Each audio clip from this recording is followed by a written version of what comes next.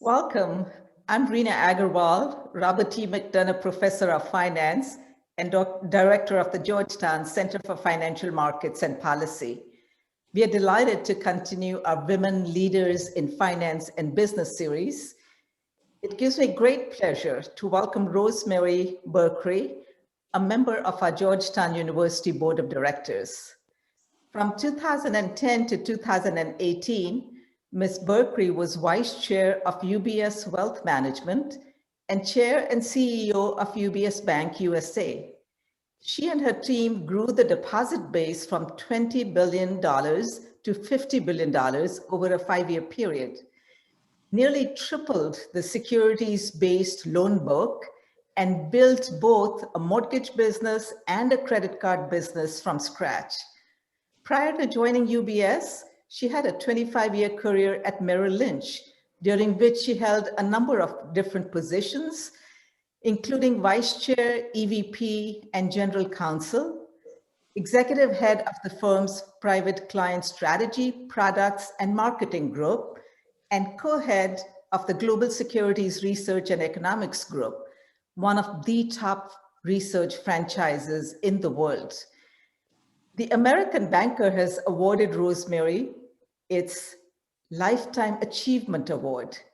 She was also recognized by Fortune as one of 5 women to watch and was profiled by the Financial Times in an article entitled Rosemary Berkery, Wall Street's Woman of Influence. Rosemary, we are absolutely honored to have you speak with us today. Now, I'm going to hand it over to 2 of our students, Julie Ferguson, an MBA student at the McDonough School of Business, and Anusha Agarwal, an undergraduate student in Georgetown College. Take it away, Julie. Thank you, Professor, and thank you, Ms. Berkery, for joining us today. Delighted to be here. As mentioned, my name is Julie, and prior to MSB, I served in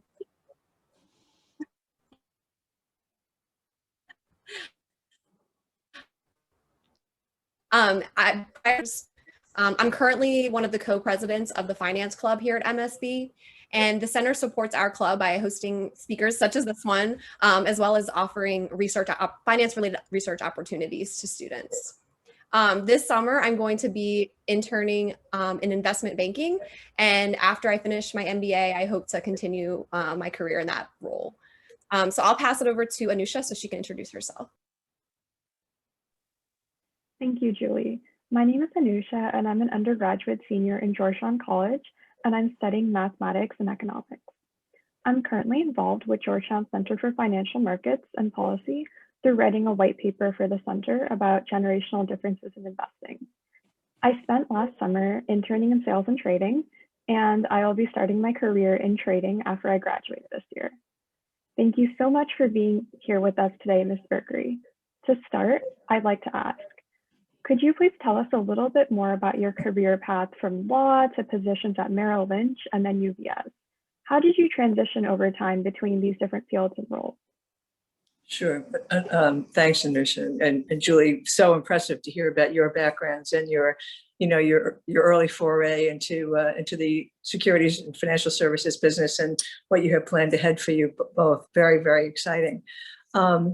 I actually started in the late 70s. I know that's scary to say because it seems so long ago, half a century ago.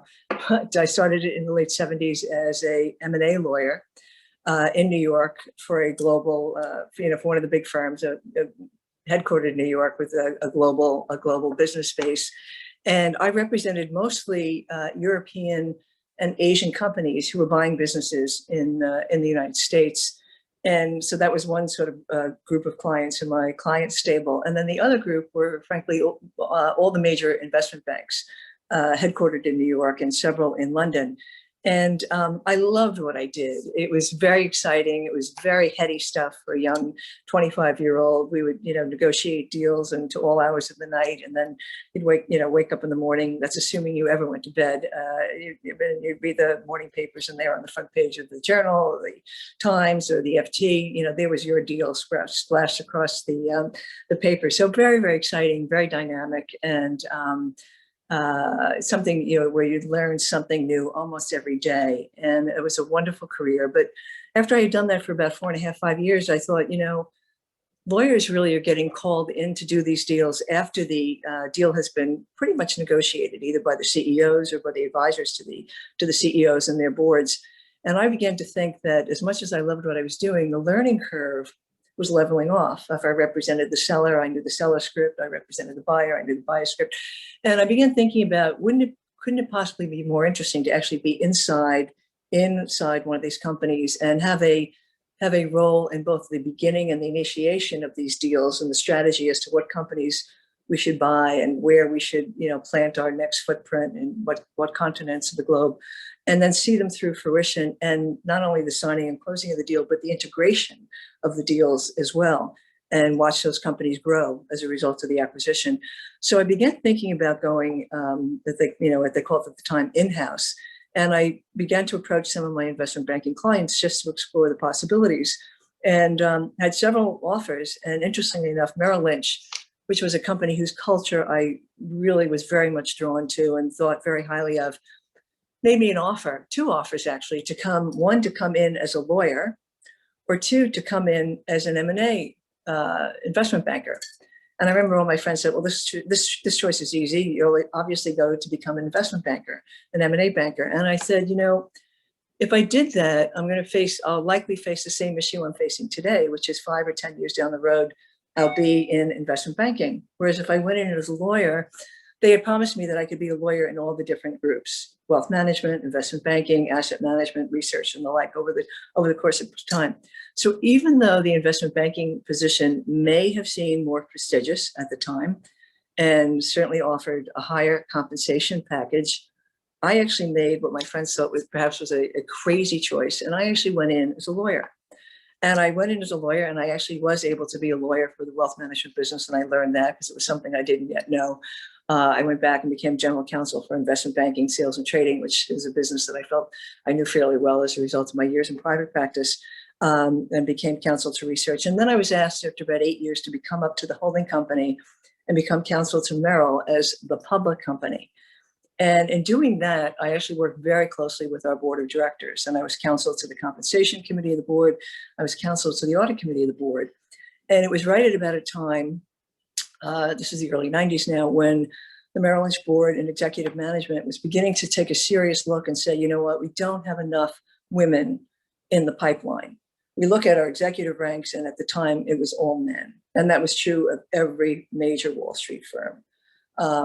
And so they began to talk about how they could begin to solve that. And I thought, you know what, let's take a chance on some women and put them in a pipeline at senior roles. They chose 4 women. I happened to be one of the, we didn't have an opportunity to apply for these roles because we had no idea that these discussions were going on at the time. But I was tapped, got a call one day, come up to the CEO's office, and he said, we'd like you to leave the legal department and become co-head of equity research. Of all of research, securities research. I was managing a group of about 30 lawyers at the time, and moving to securities research would mean managing a group of over 1,000 analysts in 26 cities around the world. And I remember thinking for a flashing moment, this has got to be a joke. And but I could tell by the look on his face that it wasn't a joke. He was a big bear of a man. He stood about 6 feet tall, and he was very large. And he looked at his watch after asking me the question, and he tapped it and he said, and Rosemary, if you take more than 20 minutes to decide, we've made the wrong choice in choosing you. So I said, David, I'll be back in 10. Went to my office, looked out the window. I had a beautiful office overlooking the harbor and the Statue of Liberty. And I thought, well, this could either be the most fantastic thing I've done in my life, or it could be completely suicidal. So I knew I was taking a risk. I couldn't do an earnings model if my life depended on it at that moment. But I also figured out that that's not when they were asking me to do it. So I went back down to his office and I said, I would love to do this. I said, but I have some thoughts as to why you're asking me to do this, given my lack of experience, direct experience in research. And I laid out what I thought of those things. And he said, those are absolutely what we want you to do. And what they were looking to do was Merrill Lynch Research was #1 at the time in the United States, but it was only ranked 9 in Europe. It was nowhere in Asia Pac. And it was frankly nowhere in South America. And what they wanted to do was become top 3 in Europe, top 5 in Asia, and top 5 in South America.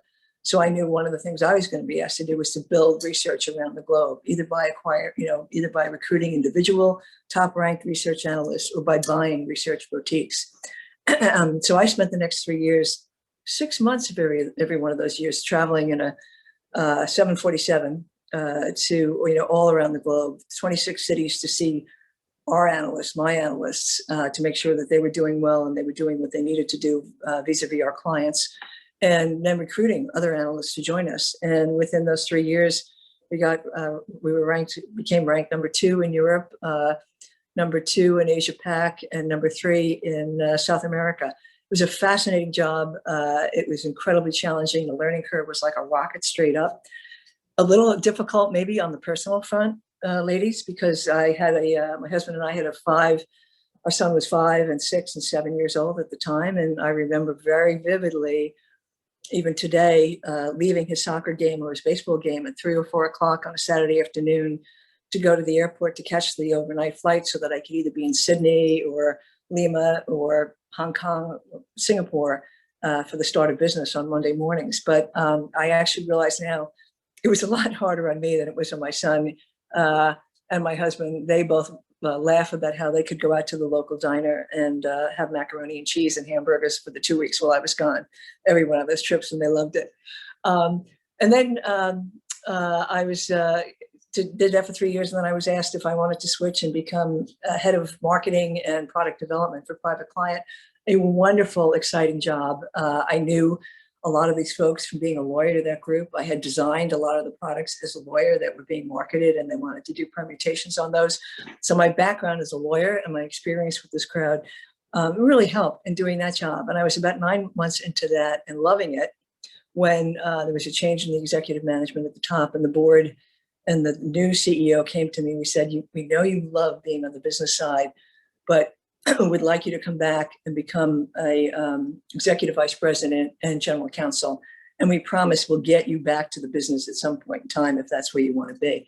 And I stepped back and I thought, you know what, this is a company that has done so much for me and given me so many opportunities. It wouldn't have been my first choice at the moment, but I said very willingly yes. And it turned out to be one of the most challenging and interesting jobs of my entire career. There were so many things going on the legal front. Enron, big changes in the securities research world, 9/11, so many different things. And as general counsel, I had a chance to be at the forefront of so many of the decisions that the firm was making in the past that we were taking going forward. So wonderful opportunity. And then 9 years later, Merrill was being acquired by Bank of America. I had been at Merrill for 25 years. And even though I had opportunities to stay on at the combined firm, I thought, 25 years, it's been an unbelievable run. But now would be a good chance for me to try my hand. I was 56 at the time. I try my hand at something else for this next and possibly final leg of my full-time career. A good colleague, friend of mine, partner of mine on the executive committee at Merrill had just been recruited by UBS to really resurrect their wealth management firm in the United States. They were so strong in Europe and Asia, but had fallen behind in wealth management in the US. And so he went in to do that. And as he did, he asked me, he said, they have this bank, it's a small wealth management bank, somewhere 20 billion or less in deposits, but they only have a single lending product. And all I hear from the 14,000 financial advisors is how much they hate this bank and it needs to be fixed. How would you like to come in and fix it, build it, and run it? And, at that point in my career, the ability to go back into the business and to actually grow something and build something and, build a team of people that would take that into the future was such a great opportunity. So I did that as well. The first week was like the children's crusade because my friend who had become the CEO of UBS Americas said to me, I'm the week before I began, he said, your org chart shows that you have 7 directs. I'm doing a complete, recalibration of the business, and I actually would like to fire 6 of those 7. How do you feel about that? And I chuckled and I said, listen, I've never met the seven. You didn't want me to as part of my, part of my interview process. So I'm going to trust you. I've known you. I've worked beside you. I worked beside each other for 20 years. We trust each other a lot. I'm going to trust you that that's the right and the best thing to do. And my first 2 weeks, 3 weeks will be with the Children's Crusade. And that's just about what it was like. I found two 25-year-old graduates who had started about 2 years ago down as I walked around the hallway to see who was still there. And I spoke to each of them for a half hour, an hour. They struck me as incredibly bright. So I said, here, you two and I are going to become a team. And we're going to figure out exactly, make an assessment of this bank, figure out what we need to do, and then go ahead and do it. And both those people, one was a young guy, the other was a young woman. And the young woman is now head of wealth management in our most productive wealth management office in California, overseeing all our 5 wealth management offices in LA and San Francisco. So, and she says, that she thinks that our little exercise during those first couple of weeks, when we were, both thinking big strategic thoughts in 1 minute and washing windows and floors the next, had played a big role in her ability to do that. And we grew that bank, as you heard Rena say, from a 20 billion bank to a 50. And the only reason we stopped at 50 was because at the time UBS did not want to become a US holding company. So we had to stay below 50. But once they opened the windows for that, we grew it to 60 and now beyond. We built several new credit lines to help our wealth management clients, because the business had changed from just a investment business to much more holistic wealth management, where you advise clients on both sides of their balance sheet. So you want to address not only their investment needs and their asset diversification needs, but also their lending and liability needs as well. And we had a tremendous time, fun, a lot of fun in building it. It was great creating things from whole cloth. And it was just an opportunity that I really feel very fortunate and blessed to have had. Wow, it sounds like you have had quite an amazing career. I'm kind of curious to know, what are the biggest deterrents for women in both law and financial services, and how have you seen those change over the past 20 years? Julie, there's been a tremendous amount of change. When I started as a lawyer in the late 70s, and frankly the same when I was in business, in Wall Street, starting there in the late 80s and 90s, I would walk into a conference room for a meeting, and there'd be, say, 10, 12 people there, and I would be the only woman. And it didn't, frankly, make me uncomfortable, and the times when things started to get heated, and, I think I deployed a sense of humor fairly often that made sure that my voice was heard. But I never really played the woman card, and I don't think women have to. You look today now at all the changes that have been made, and the roads and doors that have been opened. So I walk into a room now. When I left UBS, I had 2 women running my major product groups. One ran the credit card business, and the other ran all of risk and risk analytics. Right. I had a chance to recruit my own board. We had 5 directors. I had two women, on that board. A board I'm on now, for example, one of the public company boards, we have more women than we do men on the board. So I think there's been a tremendous opening through the hard work of some of the pioneers. Rena very much, a big part of that. There's still, I think it's fair to say there probably still are some impediments, but not nearly the structural impediments that there had been. And I think the difficulty still for women, because women still, bear the primary responsibility, it seems, for childbearing, is that there's that period in your career, in your late 20s to mid to late 30s, when if you want to have a family, you're going to be the one in most cases, carrying the child and wanting to be with the child, not necessarily as they're a brand new baby, but, when they're 4, 5, 6, 7, 10, whatever, when the kids would like to see a little more of you, then, you'd be able to, if you were hopping on a plane to negotiate an M&A deal in California or Hong Kong. or being able to pick up at a moment's notice to go address a client's needs somewhere else in another part of the world. So I think that's still an issue. Firms are getting better at addressing it. I think there's a lot more openness to flexible work, co-workers, things like that. They all take adjustability though, and they do take work in and of themselves. They take some willingness on the part of the boss to be open to those and to deal with some of the dislocation that will be caused by those. But I think, the vast majority of managers on Wall Street now realize the benefits of having really talented women stay and remain with those firms and be loyal to those firms. And frankly, more and more clients are not only asking for that, but expecting to see that. And clients are now, fortunately now making choices based on how well firms are providing opportunities and flexibility for women. So despite some of these potential deterrents or obstacles, why do you think women should consider a career in financial services?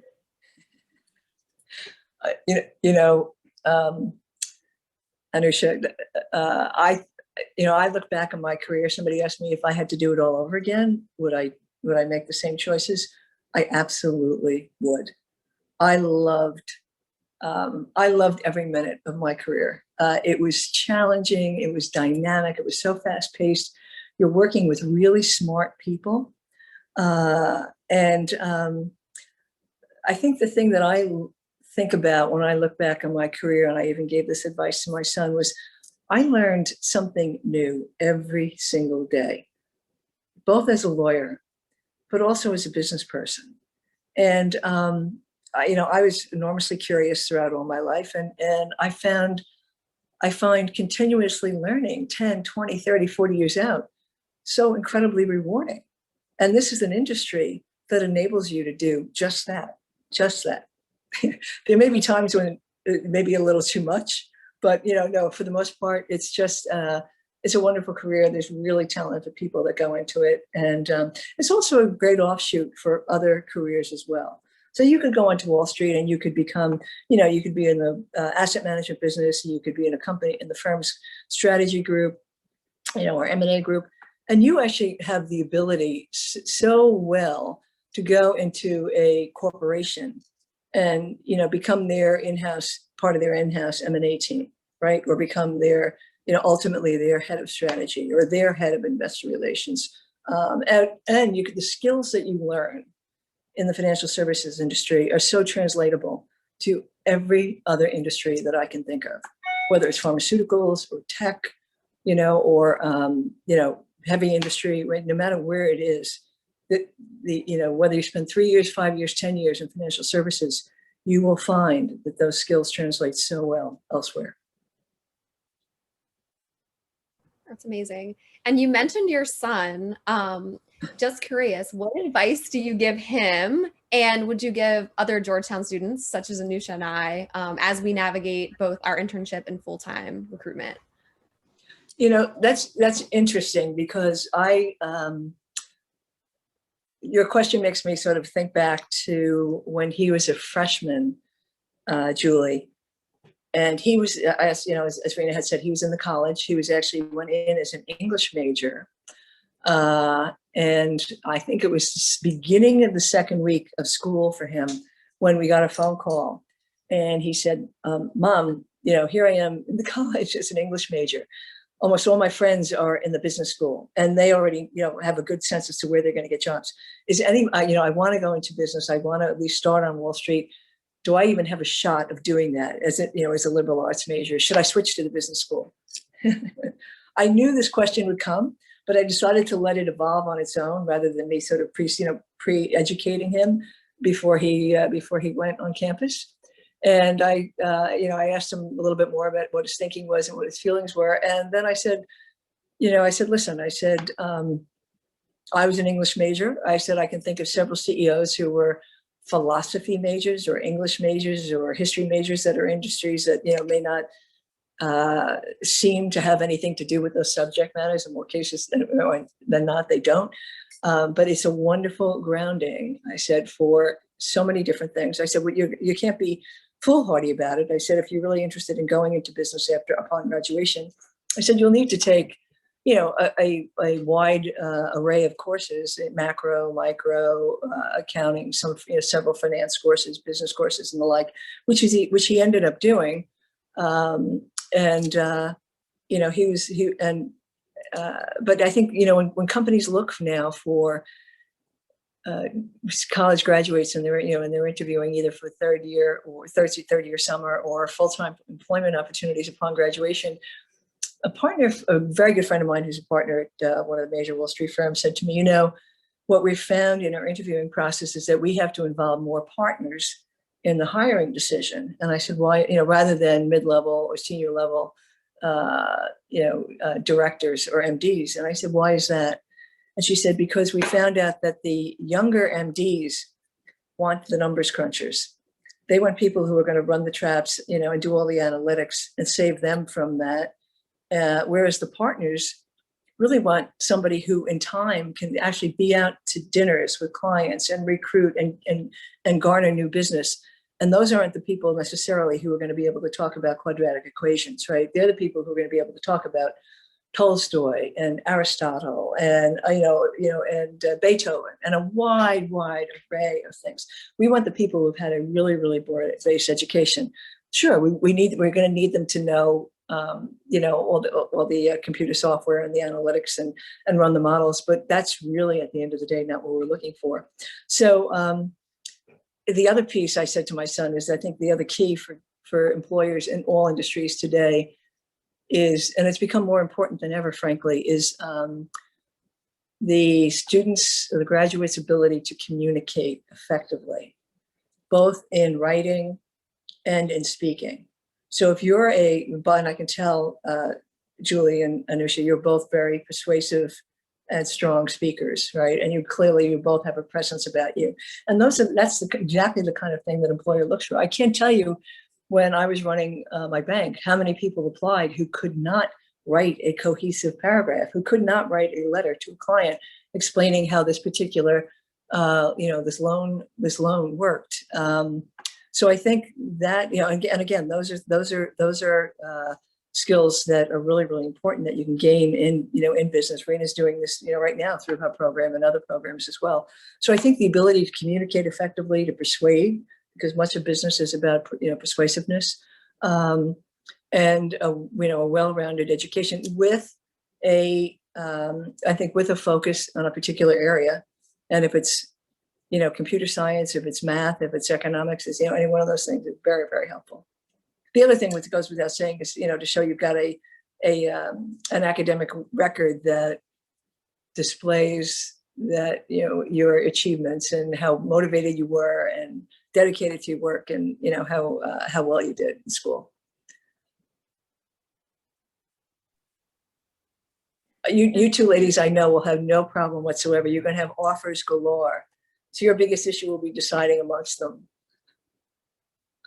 Thank you, Ms. Berker. You're too kind.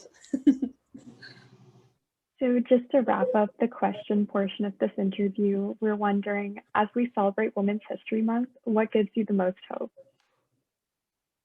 Gives me the most hope.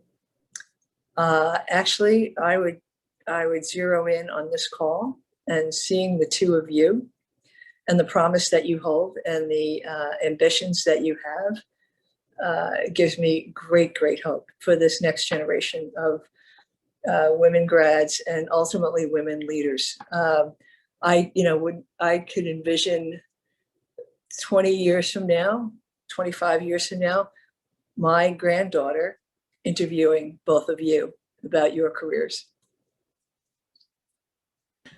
Oh, thank you so much. It was a pleasure speaking to you today, Ms. Berkery, and on behalf of Georgetown University and the Center for Financial Markets and Policy, we would like to thank you for joining us and for sharing your experiences as a woman leader in business. Thank you, Julie. And thank you very much, Anusha. It was really a pleasure to be speaking with you both.